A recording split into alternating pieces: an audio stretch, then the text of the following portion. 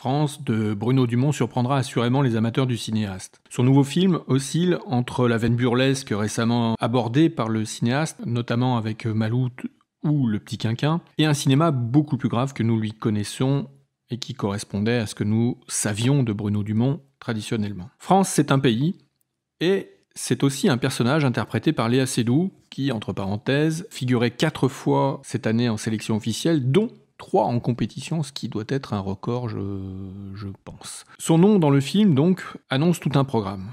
Elle s'appelle France de mœurs. Nous savons donc à quoi nous attendre. Une étude comportementale, une étude de mœurs, d'une société, la société française. France de mœurs est une journaliste, présentatrice, reporter, qui travaille pour une chaîne d'infos continue. La jeune femme semble faire la pluie et le beau temps dans la transmission et dans l'analyse, entre guillemets, à mettre analyse quand même, de la question politique française.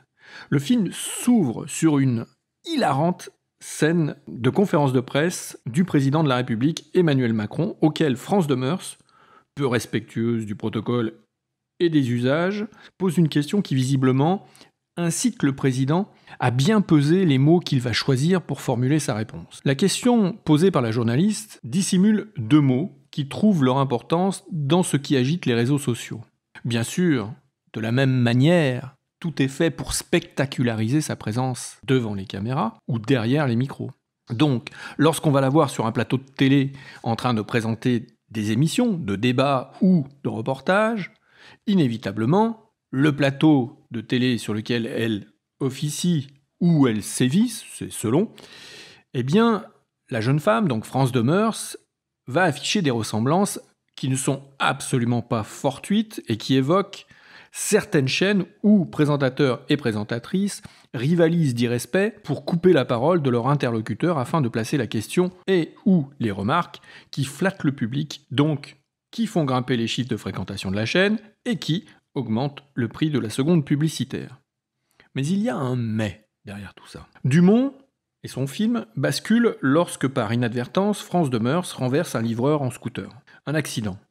Et il lui fallait bien un accident pour qu'à un moment donné, elle puisse vérifier et comprendre l'incidence de ses propos et de ses actes sur autrui. Il faut dire que la vie de la journaliste est circonscrite à la vente de sa propre image par le comptage des likes sur ses réseaux.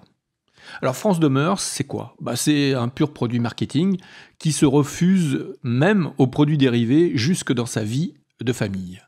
Elle est exclusive, elle est égocentrique, elle ne vit que par sa propre image. Lorsque France comprend qui elle est, une dépression s'empare d'elle. Un choix s'offre alors à la jeune femme. Changer de vie pour devenir humaine, mais en conservant la possibilité de souffrir, à nouveau, ou bien reprendre sa vie antérieure et s'astreindre à cultiver le narcissisme qui la caractérise et qui la définit. La critique est rude, la critique est amère, elle nous laisse à voir et à entrevoir, d'une certaine manière, tout ce qui constitue au fond de nous-mêmes ce profond désir narcissique qui nous habite tous lorsque nous photographions, lorsque nous faisons moult selfies, images de nous-mêmes qui se substituent finalement à l'importance des choses qui sont derrière nous. Même si le film n'est pas exempt de défauts, la critique sera amère et le film de Bruno Dumont fera couler quand même beaucoup d'encre.